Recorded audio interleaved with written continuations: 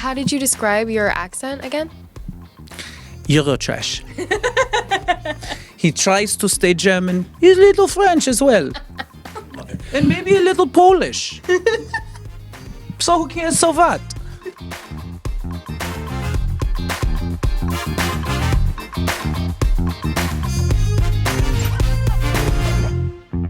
You two are about to make your Broadway debuts in Cabaret. How excited are you? Oh, believe what you've heard. I am thrilled to say this is a dream come true. Like, I grew up on a small island, not under a rock, but very much on one, and I didn't even know that this was possible. I'm thrilled.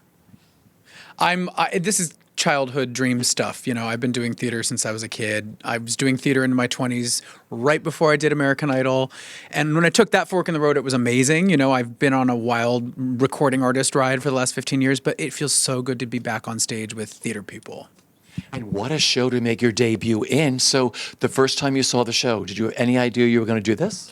You know, I had watched the show about a week before my callback. So I had auditioned a year ago for the original Broadway run, and obviously Gail Rankin and Eddie Redmayne, impeccable performances. So I came back and I watched the show before my audition because also it's so different. The stage production is so very different from the movie of which I originally fell in love with.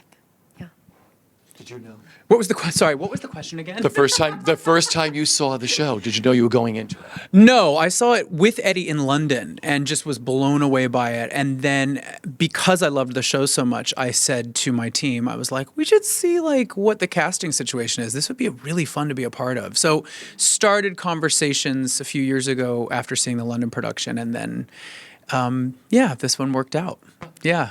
Well, let's talk about these incredible roles you're about to play. What's your Sally going to be like? The beautiful thing about Rebecca Frecknell, as well as the Cabaret estate, is that we are really allowed to bring ourselves into these characters and that there is no set mold for Sally, for MC, for Cliff. And so I bring, admittedly, quite a bit of youth. I believe I'm the youngest Sally. I'm the first person of Asian American Pacific Island descent. I am queer, and so I bring that to her character. When I say, I paint my nails green, my fingernails green, I go like, I paint my fingernails green. Do you understand what I'm saying? You know, everything is shrouded in metaphor in this story, and I am definitely leaning into it. I love it. And for you, what will your MC be like? Horny. Nice. Yeah, he's a little horny, he's a little naughty. He likes to push the audience's buttons, which, you know, I'm bringing myself to the role. I think there's parts of me that are in there. I'm just excited that I get to be this like sleazy little German minx. That's kind of his thing. He's mischievous. He's mischievous and he slithers around a bit. I mean, I go to sleep and wake up singing these songs in my head, and it is truly just a work of genius and such art. And, you know, you keep saying in such a beautiful way that this story feels so relevant today. And I play a character who goes through the choice of having an abortion, but at that time, which is like something that must have been so painful, and yet still wanting ownership over my own body. You know, like it's such a dark musical at the end of it all, but to start in this beautiful light place means that we take the audience right along with us, whether they're ready for that drop or not. Yeah. What do you love about the show? I agree with what Auli'i was saying. Is that it's got this kind of dichotomy. You know, we're playful and naughty and camp at the beginning, and then it goes to reality. And what's happening is all the hope and all the things that make us individuals and fabulous and strange, that all gets sucked out by the end of Act Two. So, you know, what I love is that it's, you know, a show that's been around for ages. It's been through, you know, countless revivals, but it's so relevant to what's going on in the world today. I mean, we're dealing with themes of anti-Semitism, of fascism, of misogyny. We're dealing with, you know, a government taking control of a nation, of a group. We're dealing with homophobia. We're dealing with all of these things that are very right now. So I think, what makes this production really exciting is that anybody that's been in love with this score for ages can come and enjoy it because the orchestrations are very true to the original source material. And yet we've injected it with a lot of youth and a lot of, contemporary ideas. And I think it's the perfect blend of old and new. You can come with your grandma.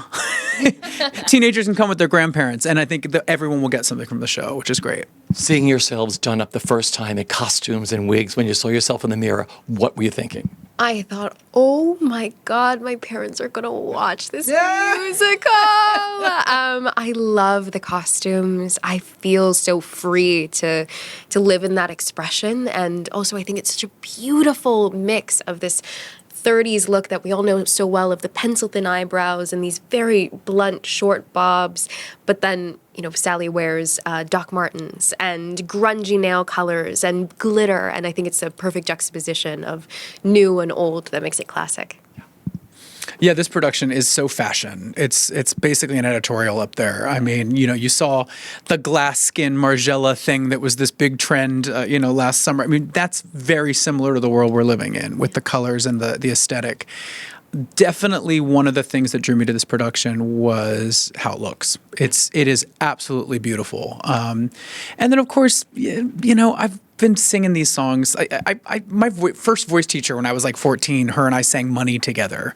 Lynn Broyles, she's out there. I love you, Lynn. Loving the film, the original of the film, loving just the sort of that jazz age kind of score. I love that. I'm just excited to sing it. Finally, you make your debut on the 16th. What are you looking forward to that first performance on Broadway in Cabaret? Ooh, I'm looking forward to not forgetting any of my lines and not spinning like a top in this circular stage and knowing my up and down stage, whatever that means in the round.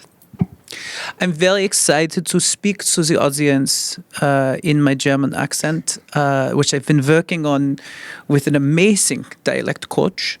Because it's immersive, it helps us to improvise with the audience. So I'm very excited to do that. And how did you describe your accent again? Eurotrash. He tries to stay German. He's a little French as well. And maybe a little Polish. So who cares, so what?